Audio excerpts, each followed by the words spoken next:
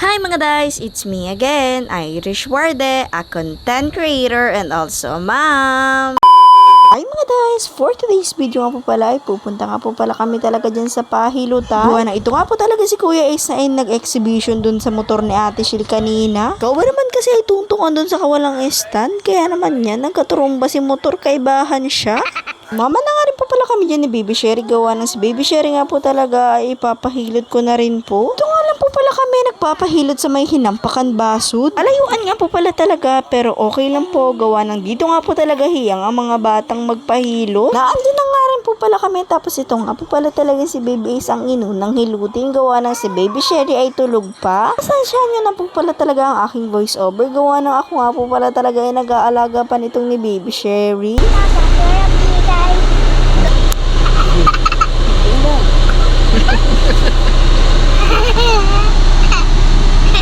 Dapat. Abang hinihilot nga po pala talaga dyan si Kuya Ace, ay ito naman po talaga si Kuya Ace ay nakikiliti. Naman po, pwerte talaga ang taon niyang batang yan. Inilot na nga po muna yan, una dyan sa may harap, pagkatapos po ay doon naman sa likod. Nasulyapan ko nga po pala talaga dyan si ate sila nag-uudo digdi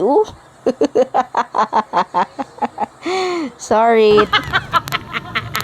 Matapos na nga po pala dyan si Kuya Ace ay agad naman pong sinunod ito si Baby Sherry. Nung pa nga po pala dyan si Baby Sherry tapos nagising na po talaga yan gawa ng naramdaman po talaga niya na may naghihilot sa kanya. Shoutout na nga rin po pala at salamat nga rin po pala talaga sa paghilod Nanay Imelda Racho. Katapos nga po palang hilutin yung dalawang bata ay umuwi na nga rin po pala kami tas na may nadaanan nga po pala kami ditong karning baboy. Bumili nga po pala dyan si Ate Mara at si Ate Shil para nga po mamayang gabi ay may pang-ulam. Nakabili na nga po pala sila dyan ay agad naman po kami pumunta dito sa may HP. Mag-grocery nga daw po pala dyan si Ate Shil gawa nang wala na nga po pala talaga sila dyan grocery at mga sabon. So nga po pala talaga namin dyan ay may nakita kami nagtitinda nitong tinapa tapos ang sabi po talaga nito ni Kuya Ace ay bakit walang tubig?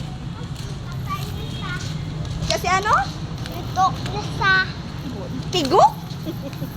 Kapasok nga po pala namin ay kumuha nga po pala kami ng big card gawa ng isasakay nga po namin dyan si Baby Sherry.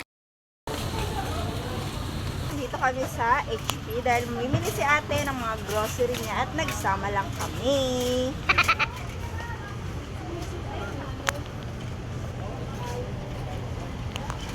Hi Baby Shawit! Kakapi muna siya para manervyo siya. At si Baby Sherry ay naka pushcart. Anak, yan na sa'yo. Akala lang talaga namin si Baby Sherry lang yung kasama naming baby. Tapos may baby damulag pala kaming kasama dito. Hi, baby! Ha? Ha? Wala ka!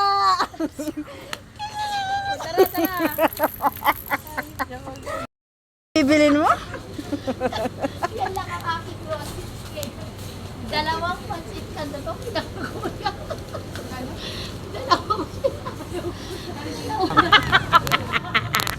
Kuha nga lang po pala dyan sila Ate Mara ng dalawang noodles. Gawa ng nag-grocery na nga rin po pala sila dyan nung nakaraang araw. Mampung si Ate Sheila ay binilhan po talaga itong pamangkin niya ng Oreo. Na nga rin po pala siya dyan toothpaste. Pang pabango nga po talaga dyan ng hininga.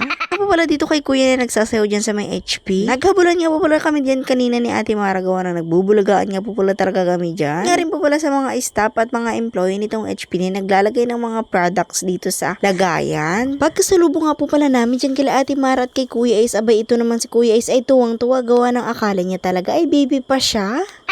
Muha na nga rin po pala ako dito ng pulbos na sabon na fried gawa ng 53 pesos lang nga po pala talaga yan. Nga lang po pala talaga ang kinuha ko gawa ng yan. Nga lang po talaga ang swak sa budget. Muha nga po pala ako ng 5 ganyan tapos okay na nga po pala talaga yan sa akin. Habang si Ate Shil nga po pala ay kumuha na din ng sa kanya. Surf na blue nga po pala ang kinuha niya. Pagkatapos nga po pala ng pagpumili namin ay pumunta na nga rin po pala dito kami sa counter para nga po pala magbayad. Nung naandito na nga rin po pala kami sa counter ay pinas forward ko na nga po ito gawa ng magbabayad na nga po pala kami dyan. Dapat nga po pala dito kay ate na cashier na napakabait at napakaganda pa. Sa kanya naman talagang bagger. Shoutout nga po pala sa inyong dalawa. Nung nakabayad na nga po pala si ate dyan sa counter ay nag-flex muna ako nitong hair ko. O, diba?